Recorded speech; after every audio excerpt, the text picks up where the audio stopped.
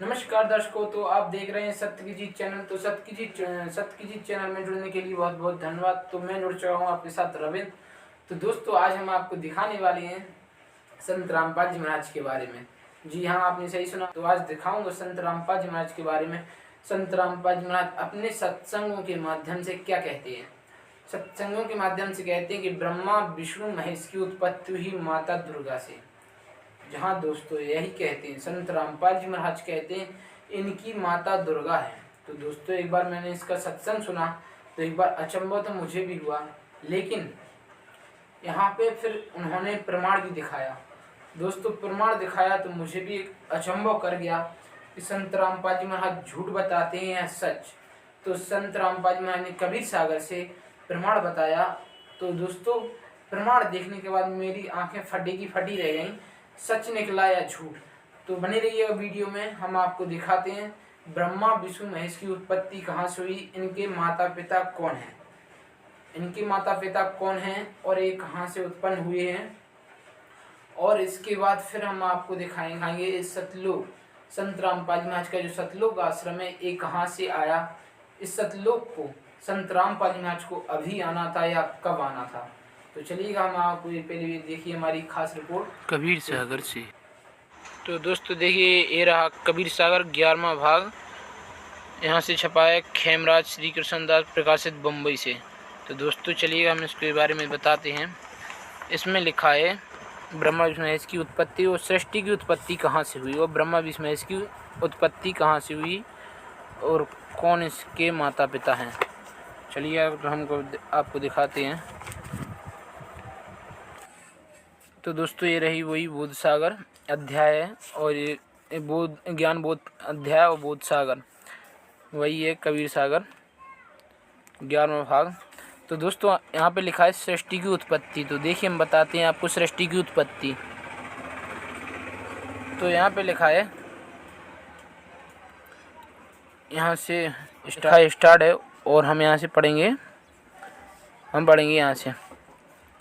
धर्मदास ए जग बौराना, कोई न जाने पद निर्वाना, यही कारण मैं कथा पसारा, जग से कहिए राम न्यारा। दोस्तों, यहाँ पे ये नाम नहीं है, यहाँ पे राम बताते हैं कि यहाँ पे गलती से लिखा गया है। एक राम का नाम है, यहाँ पे नाम नहीं है। कहिए एक जग से कहिए एक राम न्यारा, वो एक इस जग से अलग राम है। यही ज्ञान में जीव सुनाऊं, सब जीवों को भरम निसाओ। अब मैं तुमसे कहूँ चिताई, तेरे देवन की उत्पत्ति भाई। अब यहाँ पे कवि साहब जी खुद कहते हैं, पूर्ण परमात्मा कवि साहब जी धर्मदास को सुना रहे हैं कथा कि हाँ, अब सुन तुम तीनों देवताओं की उत्पत्ति। अब तुमसे कहूँ चिताई, तेरे देवन की उत्पत्ति भाई, तीनों देवताओं की उत्पत्ति। सब कीन एक अजब तमाशा, सो सब कहिए मैं तुम्हारे पासा। कुछ संक्षिप्त कहो गहराई, सब संशय तुमरे मिट जाई। भरम गए जग वेद पुराना, आदि राम का भेद न जाना। यह नाम नहीं है दोस्तों, यहाँ पे राम है। आदि राम का भेद न जाना। राम राम सब जगत बखाने, आदि राम कोई बिरला जाने। नाम नहीं है दोस्तों, यहाँ पे राम है। यहाँ पे खुद आप समझ सकते हैं ना, आप भगवान ने बुद्धि दी है कि राम राम सब जगत बखाने, आदि राम कोई बिरला जाने। वही आदि राम कोई वो है पूर्ण परमात्मा जो आदि राम का भेद नहीं जानते। आदि राम कोई बिरला जाने और कोई जाने। राजा राम सबको यह जग जाने, राजा राम वही राजा दशरथ के राजा राम को सब जानते हैं। और तुमसे ताको भेद बखाने, ज्ञानी सुने सो हृदय लगाई, मूर्ख सुने सो गम ना पाई।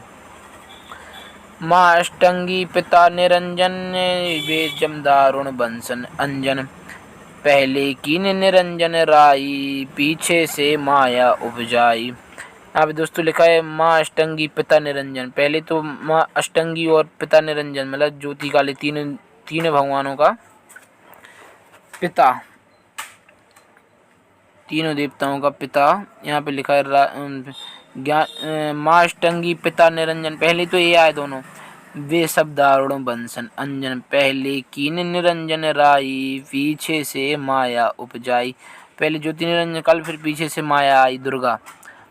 माया रूप देख अति शोभा, देव निरंजन तन मन लोभा।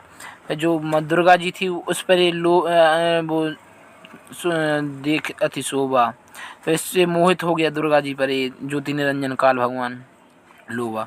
कामदेव धर्मराय सताए, देवी को तुरंत धर खाए।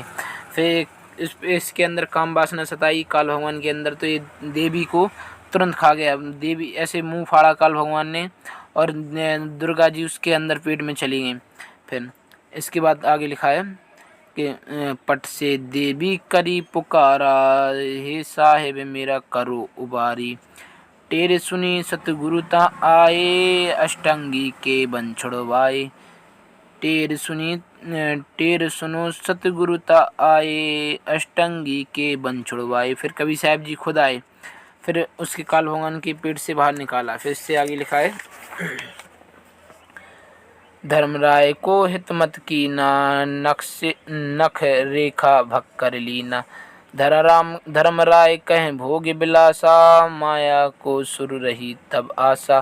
फिर उसके साथ भोग विलास किया, परमात्मा ने पेट से बाहर निकाला। धर्मराय अरु माया साजें तीन लोक, धर्मराय अरु माया साजें तीन लोक तासे उपजाए। तीन पुत्र अष्टंगी जाए, ब्रह्मा विष्णु शिव नाम धराए। फिर दोस्तों यहाँ पे भोग विलास किया दुर्गा के साथ ज्योति निरंजन काल ने। फिर इससे तीन पुत्र अष्टंगी, मतलब तीन जो इसकी माँ है जो अष्टंगी जो दुर्गा जी, उनसे फिर ब्रह्मा विष्णु शिव नाम धराए, तीनों की उत्पत्ति हुई। तीन देव विस्तार चलावे, इन सब जग में धोखा खाए। पूरा जग चला रहे हैं पूरी पृथ्वी का, और इन तीनों में ये सारा संसार भूल पड़ा है। पुरुष गम कैसे के पावें, काल निरंजन जग भर मावें। तीन लोक अपने सुत दीना, सुत निरंजन का बासा लीना। अलख निरंजन सुन ठिकाना, ब्रह्मा विष्णु शिव भेद न जाना। इन लोगों का कोई भेद नहीं जानता। तीन देव उनको ध्यावें, निरंजन को वो पार न पावें। जित ब्रह्मा विष्णु महेश हैं, इनका अपने पिता को भी नहीं जानते, क्योंकि दुर्गा से इसने कह रखा है ज्योति निरंजन काल ने कि तुम मेरे बच्चों के मेरे पिता के बारे में बताना मत, बता देगी तो तेरी खैर नहीं, ज्योति निरंजन काल ने बोला था। तो अब यहाँ पे लिखा तीन लोक जीव की, यहाँ पे अलख निरंजन बड़ बटपारा, तीन लोक जीव कीन आहारा। ये तीनों लोकों में तीनों लोगों के जीवों का आहार करता है। ब्रह्मा विष्णु शिव नहीं बचावें, सकल खाए पुण्य धूर उड़ावें। ये अपने ब्रह्मा विष्णु अपने पुत्रों को भी नहीं छोड़ता, जब इनकी भी मृत्यु होती तो इनको भी ये खाता है। राम ही रूप धरी है माया, जिन लंका को राय सताया। 10 अवतार माया ने धरिया, काल अप्रबल सबको छलिया।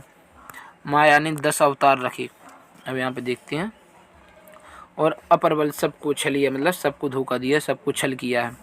काल पुरुष कहूँ नहीं चीना, काल पाए सब कह लीना। ऐसा राम सकल जग जाने, आदि ब्रह्मा ना पन्ही चाने। तीन देव असुर अवतारा, ताको भजे सकल संसारा। तीनों देव असुर बोला है इसमें। और तीन गुण का एह विस्तारा, धर्मदास कहें पुकारा। फिर इसके आगे लिखा है तीन गुणों की भक्ति में, भूल परो संसार। कहें कबीर निज नाम बिना, कैसे उतरे पार। तो दोस्तों ये लिखा है बोध सागर में। और इसके आगे अगले पृष्ठ पे क्या लिखा है तो चलिए हम आपको दिखाते हैं। तो जैसा कि आपने देखा कि इसमें क्या लिखा है, कबीर सागर में जो निकला वो स्पष्ट रूप से बिल्कुल सही निकला। संत रामपाल जी महाराज ने बिल्कुल क्लियर बताया था। और मैं एक कबीर सागर अपने घर पर ऑनलाइन मंगाया तो उसमें सही चीज़ निकली, और सही संत रामपाल जी महाराज की बात निकली, जो उन्होंने अपने सदग्रंथों के माध्यम से सही बताया। सृष्टि की उत्पत्ति कहाँ से हुई और तीनों देवताओं की उत्पत्ति कहाँ से हुई है। तो चलिएगा आप देखते हैं सतलोक आश्रम कहाँ से आया और इसको अभी आना था संत रामपाल महाराज को या कब आना था, और संत रामपाल महाराज को इसी कलयुग में इसी टाइम पे क्यों आना था। तो चलिएगा ये हमारी देखिएगा कवि सागर से खास रिपोर्ट। तो दोस्तों ये रहा बोध सागर, वही सुसंवेद वही है। इसमें लिखा है कि जब सतलोक कहाँ से आया, संत रामपाल जी महाराज कहाँ से आए, ये पंथ कहाँ से आया। तो दोस्तों इसका पहले ही लिखा गया था कि कलयुग में कवि साहब जी आएंगे और उनका वंश चलेगा, उनकी वहाँ से पीढ़ी चलेगी पीढ़ी दर पीढ़ी, और यहाँ पे संत रामपाल जी महाराज तक आई हुई है। तो यहाँ पे लिखा गया है जब सृष्टि की उत्पत्ति हुई थी उससे पहले काल भगवान ने कवि साहब जी से कुछ वचन मांगे थे कि सतयुग त्रेता द्वापर माही तीनों युग जीव थोड़े ले जाई रह जाई, चौथा युग जब कलयुग आई तब तुब शरण जीव बहु जाई।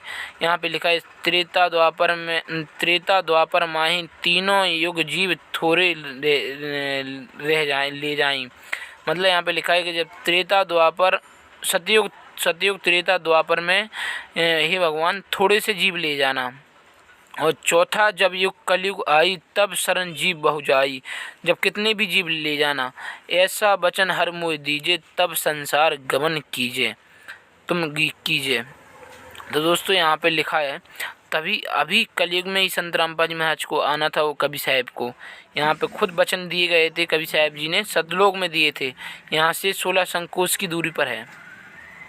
फिर कवि साहब जी ने कहा, अरे काल पर पंच पसारा तीनों जीवन दुख डारा, बिनती तोरी लीन में मानी मोखूं ठगी काल अभिमानी। फिर कवि साहब जी कहते तूने मुझे ठग लिया है वचन बद करके। चौथा युग जब कलयुग आई तब हम अपना अंश पठाएंगे कोई, जब चौथा युग कलयुग आएगा। काल फंद छूटे नर लोई सकल सृष्टि पर बानी हुई। फिर काल से सबरे फंद टूट जाएंगे, वो छूटेंगे, इससे फिर सारी सृष्टि नाम लेगी। घर घर देखो बोध विचारा सत्य नाम का ठौर उचारा। कलयुग जीव 5505 तब यह वचन होगा सांचा, जब एता सब जीव परम पुरुष चेता। जैसा कि आपने देखा कि संत रामपाल जी महाराज को अभी आना था, इसका समय अभी लिखा था। तो वीडियो पसंद आए तो वीडियो को लाइक करिएगा, चैनल को सब्सक्राइब करें। मिलते हैं अगली नेक्स्ट वीडियो में, तब तक के लिए सत साहिब।